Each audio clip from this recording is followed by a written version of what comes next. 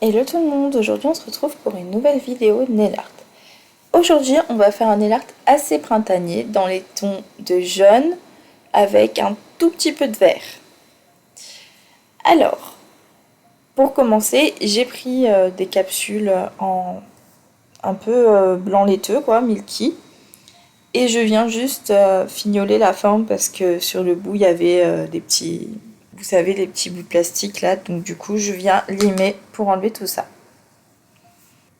Une fois que c'est fait, je vais venir faire une French avec un gel paint jaune. Donc là, c'était pas un gel paint d'ailleurs, c'était un gel tout court, mais je vous conseille d'utiliser du gel paint, ce sera plus opaque. Après, vous pouvez aussi utiliser du semi-permanent, mais du coup, comme moi, vous devrez faire 2 couches pour que ce soit bien opaque. Donc là, je viens faire ma forme de French. Donc comme d'habitude, moi je la dessine sans forcément avoir de point de repère. En fait, je visualise mon point de repère. Et si jamais je me loupe, c'est pas grave, je prends mon petit outil qui me sert de gomme et je viens rectifier la forme. Là où je trouve que c'est trop redescendu ou trop monté, je viens rectifier tout simplement.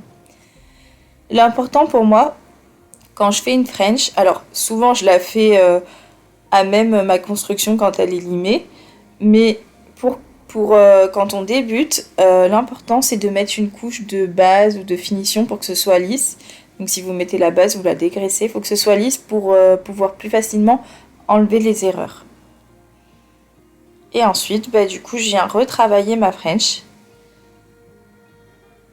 Une fois que j'ai fini, je la mets à catalyser, puis je viens remettre une deuxième couche parce que là c'était un gel tout court. Avec un gel paint, pas besoin de mettre une deuxième couche parce que c'est bien opaque. C'est pour ça que je vous conseillais des gels paint. Alors là, moi, il me reste quand même pas mal de gel que j'ai pas fini. Mais pour le futur, j'utiliserai que des semi-permanents et je prendrai quelques couleurs basiques en gel paint, justement pour les dessins comme ça. C'est plus facile. Et puis en plus, si c'est des basiques, on peut faire des mélanges de couleurs et avoir les couleurs qu'on veut. Je trouve que c'est beaucoup plus facile. Une fois que j'ai fini ça, je vais passer à mon nail art.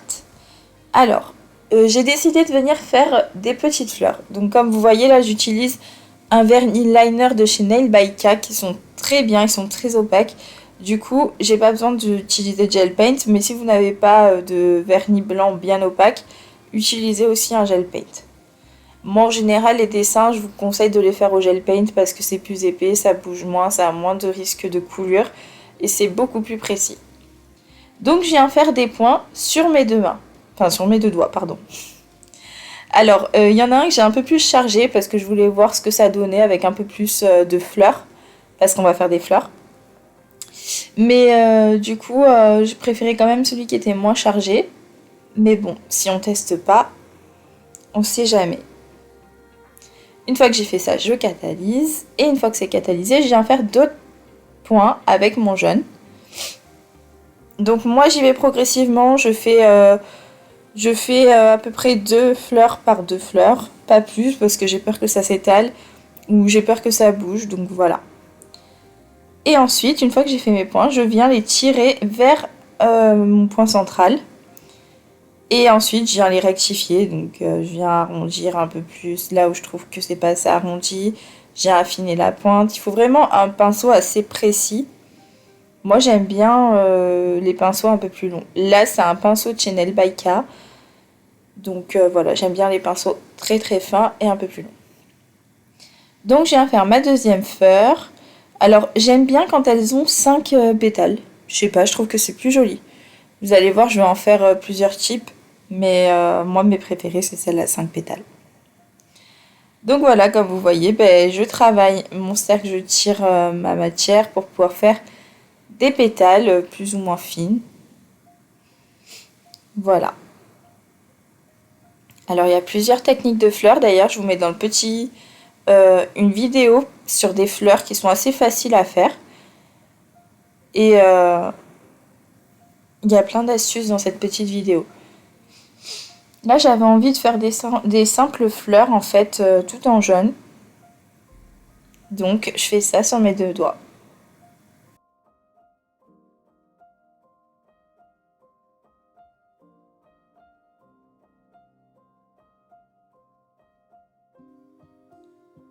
Donc voilà, comme vous voyez, je l'ai fait petit à petit et je catalyse au fur et à mesure. Donc sur celle-ci, j'en ai fait 6 de pétales. Vous voyez, je trouve que ça rend moins bien qu'avec seulement 5 pétales. Voilà. Et je continue à faire mes petites fleurs de partout. Je vous le laisse en temps réel pour vous montrer un petit peu ce que ça peut donner en termes de temps en temps réel. C'est un nail art qui est assez rapide à faire. Il est facile aussi. Au bout de quelques fleurs, vous prenez le geste.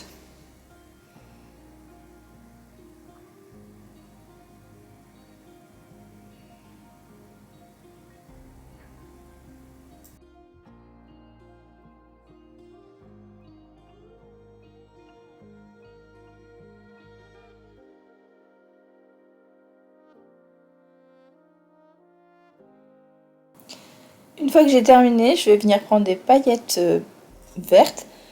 En fait, à la base, avec ces paillettes vertes, je voulais faire quelques fleurs, mais elles sont beaucoup trop en transparence. Du coup, j'en ai mis un peu de partout pour appeler un peu les feuilles, voilà. Je trouvais qu'elles étaient très jolies, d'ailleurs, ces paillettes, c'est incroyable. Alors, je vous disais tout à l'heure que j'allais passer en quasiment la totalité en semi-perme. Mais les gels que je garderai, c'est les gels pailletés. Parce que les gels pailletés, c'est tellement pratique et tellement beau aussi. Je trouve que c'est beaucoup plus facile à appliquer que des gels, enfin que des semi-permanents en paillettes, pardon. Je sais plus parler. Donc voilà, comme vous voyez, j'en mets un petit peu de partout, mais pas trop non plus. Alors comme je vous disais en début de vidéo, il y en a un que j'ai fait avec un peu plus de fleurs. Je trouve qu'il est légèrement trop chargé, mais c'est pas grave, hein, écoutez, il faut essayer, comme je disais. Si on n'essaie pas, on ne sait pas. Ensuite, ce que je vais venir faire, c'est qu'au niveau de ma French, je vais venir mettre des paillettes en fait, et je vais les dégrader. Alors je trouve ça super joli de mélanger le dégradé avec la French. Donc là, je viens dégrader mes petites paillettes juste en dessous de ma French. C'est pour ajouter une petite touche un peu plus pailletée, un peu plus travaillée. Voilà. Et je fais ça sur tous les autres doigts, la French plus les paillettes. Donc quand je prends des paillettes, des grosses paillettes comme ça, je viens les mettre en genre de gros traits quoi. Et avec un pinceau liner, je viens les étirer, les travailler. Donc je les étire un peu vers le bas. Ce qui est bien avec les paillettes qui sont grosses comme ça, c'est qu'on peut les étirer. En plus il y a un mélange, il y a des toutes petites. Donc en fait on peut vraiment les dégrader assez facilement. Donc je tapote, j'étire. Voilà, comme vous voyez, je les fais un peu bouger. Et donc je fais de partout pareil.